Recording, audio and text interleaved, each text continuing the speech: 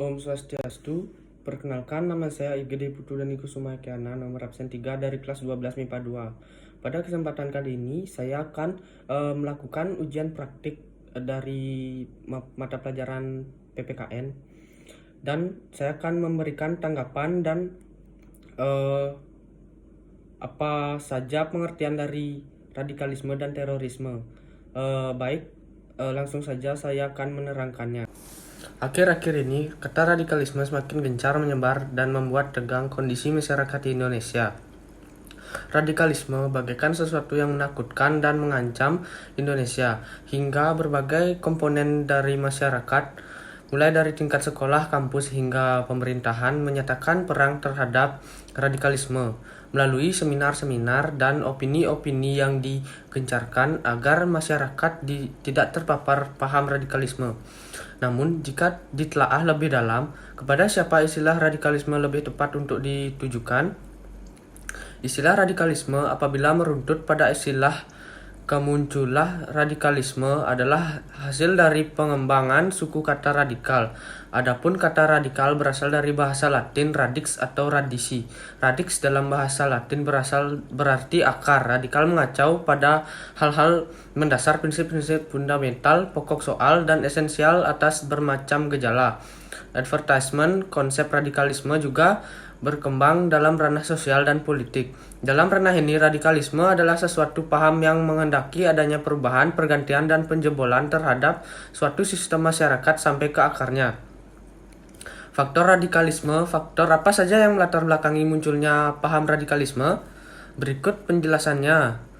Yang pertama, faktor pemikiran radikalisme dapat muncul dan berkembang karena yakin jika segala sesuatu harus diubah ke arah yang kelompoknya inginkan, sekaligus harus menggunakan cara kekerasan untuk meraih tujuannya tersebut.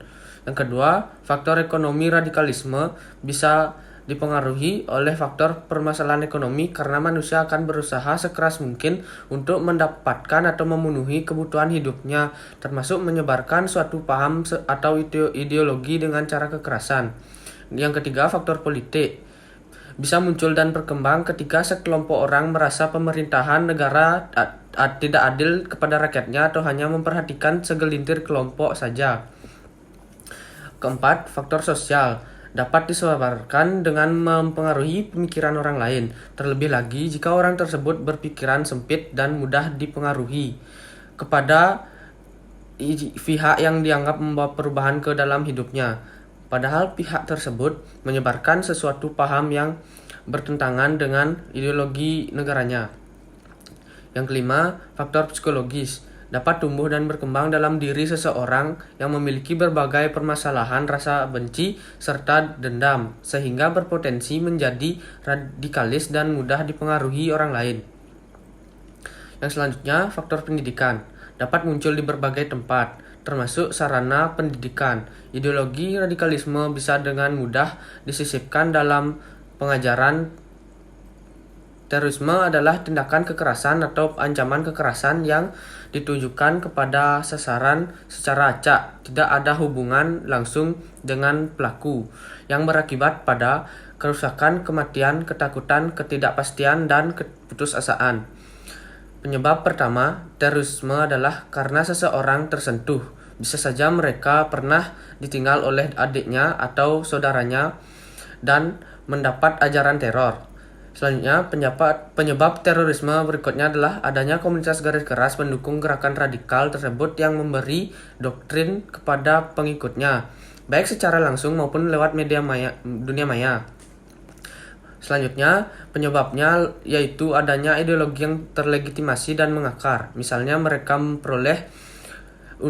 memperbolehkan untuk membunuh, melakukan kekerasan, maka dengan adanya ideologi seperti itu, mereka tidak ragu untuk meneror. Seperti yang kita tahu, ada anggota Satgas Gakum Polda Papua, Bribtu Hedar, yang sempat disandra oleh kelompok kriminal bersenjata atau KKB, ditemukan meninggal di Papua. Kabid Humas Polda Papua, Kombes Ahmad Mustafa Kamal, mengatakan jenazah Bribtu Hedar ditemukan Senin 12 bulan 8 2019 pukul 17.30 WIB. Fakta di atas menunjukkan dengan gamblang potret nyata radikalisme dan terorisme di mana gerakan Papua Merdeka terus merongrong negeri ini. Gerakan separatisme yang menggunakan kekerasan dan tak henti-hentinya terus menelan korban jiwa, inilah ancaman nyata bagi Indonesia. Konflik OPM yang sejak dulu tak pernah terselesaikan justru semakin tumbuh subur. Namun pada faktanya, kelompok OPM yang sudah jelas telah melakukan tindakan meneror dan membuat keresahan bahkan kekerasan, dan separatisme justru tak pernah disebut sebagai kelompok radikal. Dan yang lebih mirisnya, istilah radikalisme dan terorisme justru disematkan pada ormas-ormas Islam yang tak pernah melakukan kekerasan, teror maupun gerakan separatisme.